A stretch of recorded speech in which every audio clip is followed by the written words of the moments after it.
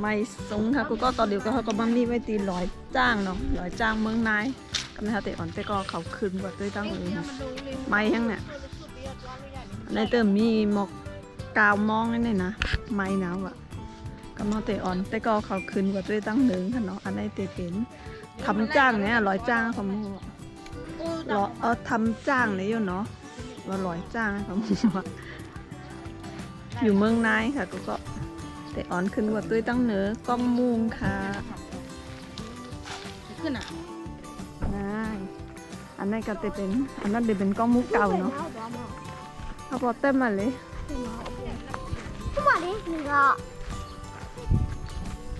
ถึงท่านเลยตั้งคืนน้ำตั้งแล้วนั้นตั้งคืนเปล่ามาตั้งเปล่าเนปูเลยง่ายในลอยจ้างอะทำจ้างอะลอยจ้างหัวลอยจ้างเมืองไหนนะดีมาเลยในตั้งคืนตั้งไงเด็ดไม้นะมั่งเด็ดไม้กันมั่งล่ะ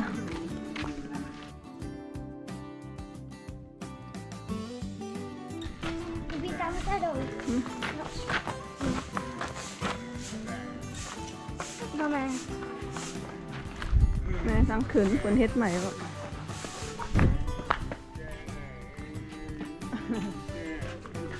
เปียกอาย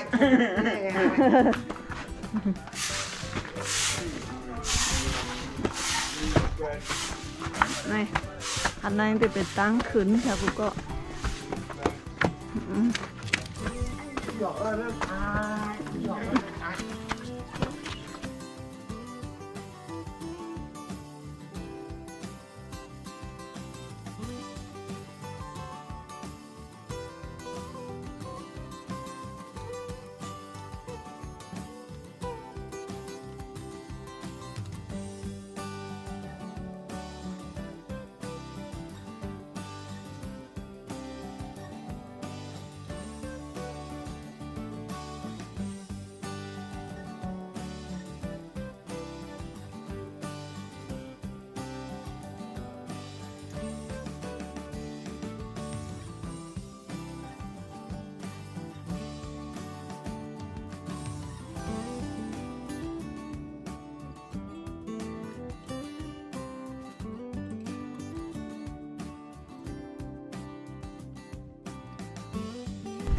อ๋อลอยจ้างนั่นอันนั้นจะเป็นจ้างเนี่ยเขาจะเห็นเท่าขึ้นไปตั้งหนึ่งเหมือนตุ้งซ่อมเลยเนาะ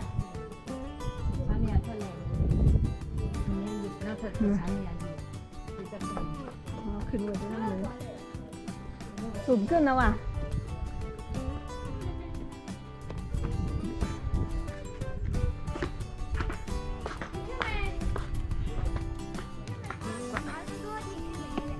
นี่แค่เล่มลาเนี่ย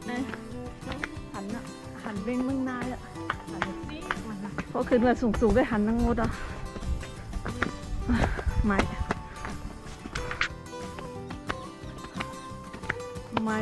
เฮ้อขายกขาเบิ่มขึ้นไหลอ่ะ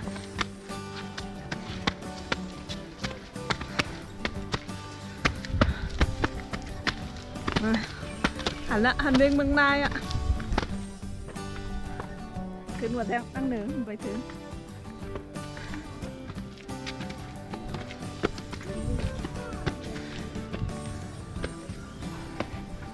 มันก็เต็มมีอย่างทำนั่ง12ก็อยู่เมืองนายเนาะกูก็เมื่อได้ดำไรกว่านั่นเบงเมืองนายแล้วก็นั่นก็เตะเป็นจ้องเอียงได้เพราะว่ามีกล้องมือ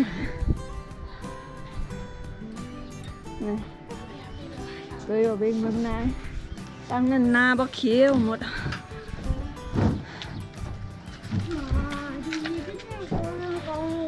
เอาน้ำกอไปน้ำมาจะคือแข่งนึงมาหรอแต่เอามาล่ะไปน้ำมาจีจีจีแต่อะไรไปขึ้นเนอะ带嘛，ทำไหม拿带嘛，ต่อไว้เพี้ยกันได้แล้วจ้ะได้ละ干没？ นั่นเหมือนเลยอะไรก็ 干没嘞？ ทำเล็กๆมาไม่เทียบกัน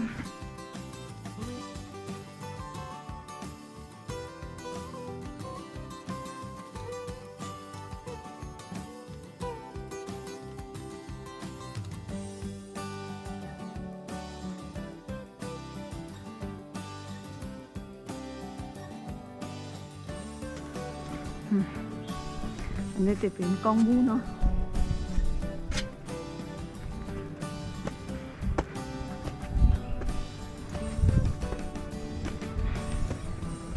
นี่อันนี้ก็ติดนั่งเล่นนี่ขาบ่สั่นบ่เหรอโอ้มันนั่งก็ได้เย็นดีเนี่ย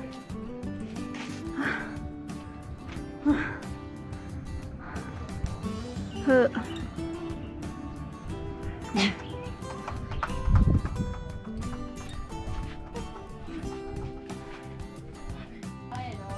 อ๋ออันนั้นมันจะเป็นจ้างนะเพราะนั้นจ้างเหมือนจะออกมาในกองมูออกมาในทำได้กับหัวแต่ว่าอันนี้จ้างออกมาป๊อดเนาะป๊อดโหแล้วก็ป๊อดหางจะอยู่ในกองมูเนาะมันก็เต็มมีปืนมันกันเนาะเพราะว่าเผาหู้ได้ก็ได้หู้กันเนาะได้ทำนั่ง12ได้อันนั้นน่าก็มูนะอันนั้นน่ะตัวแหลมๆให้มันแต่มีกองมูหรือจิกทำมันนั่นนี่นะทำจะเป็นร้อยสูงๆแล้วก็จริงแต่เป็นกองมูเนาะในแนวอ่ะ2จะทำนั่ง12ได้หมดเนาะจากนี้อย่างนั้นแหละรองเท้าเด็กเขาขึ้นกว่าตัวแทงตั้งเหนือปุ่นค่ะ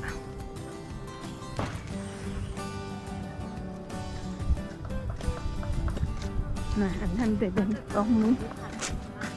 ฮะอ๋อบางนั้นเต็มมีห้อยติ่มพลา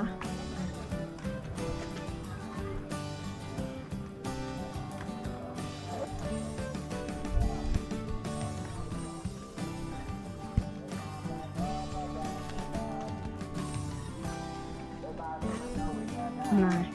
ตั้งในก็ตีหันกว่าเนาะอ๋อตั้งไตนั่นเองกูก็นั่นห้อยติ่มพลาอยู่กันแล้ว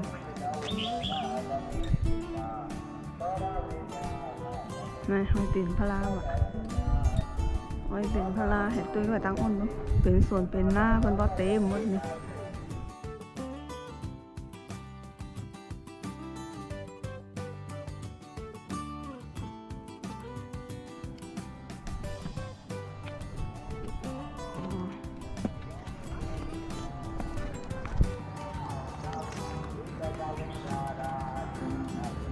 ในก็จะเป็นหิมกองมูเนาะแหในจะเป็นกองมูเหมือนกันในก็จะมีตั้งไฟเนาะตั้งนั้นก็เป็นกิฟอินของเขาคัดกว่าว่ะกูก็โอ้ความสูงแต่รู้ว่าตัวกว่ากันในสูงกว่านั้นนี่ขาเพราะใครสั่นเนาะอันนี้ก็จะเป็นเลยเมืองนายเนาะแต่โอ้แห่งฮอบสู่ฮอบมากว่ะกำฮัดกามันกีบยังไงตั้งคนตัวก็ปุ่มเมาขาก็ว่าสั่นนะก็ว่าบ่ฮอตกว่ามันกีบแห้งเนาะเนี่ยก็อยู่กันในไทยในแต่ก็เขาแล้วในก็จะเป็นนา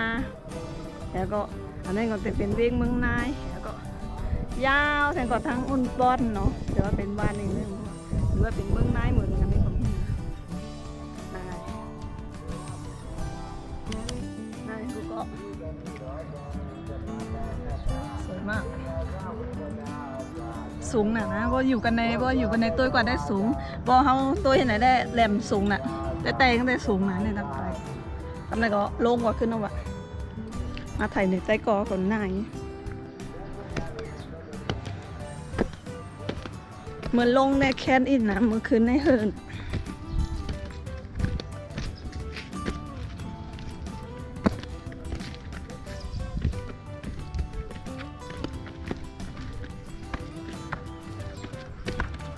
กะลง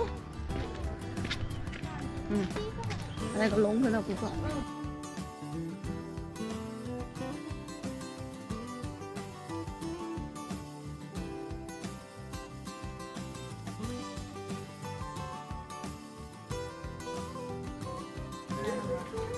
พร้อมไหม ร้อนไหมล่ะเป็นร้านโตมดสูงยาวเมื่อค่ะกุ๊กก็กูก็เอามันยาเสียงทบุสาวแต่ก่อนกินทบุสาวทำอ่อมเตยอยู่นั่นเสียงเขาวซอยอยู่มากนะวันนั้นให้กินทบุสาวส้มๆหรือว่ามาเมืองนาย ฮ่าบุญยา เป็นข้าวซอยหนาก็อยู่ข้าวซอยหนาแต่มันบอกใครกินทบุสาวส้มๆแหลมไม้ทั้งนั้นก้าวบอกก่อนยาเสียงทบุสาวแต่ก่อนไว้กินทบุสาว ได้พิจารณี อ๋อแต่ก็กินนั่งเมืองปอนน่ะ มันเพื่อนท่าเล็กแม่ยิ้มมันเบี้ยวเอาว่าเมื่อวันขายลิงอ่ะ อ๋อมัน เลยแฮปเดียวด่ะเอ้ยกูยังเพื่อนแล้ว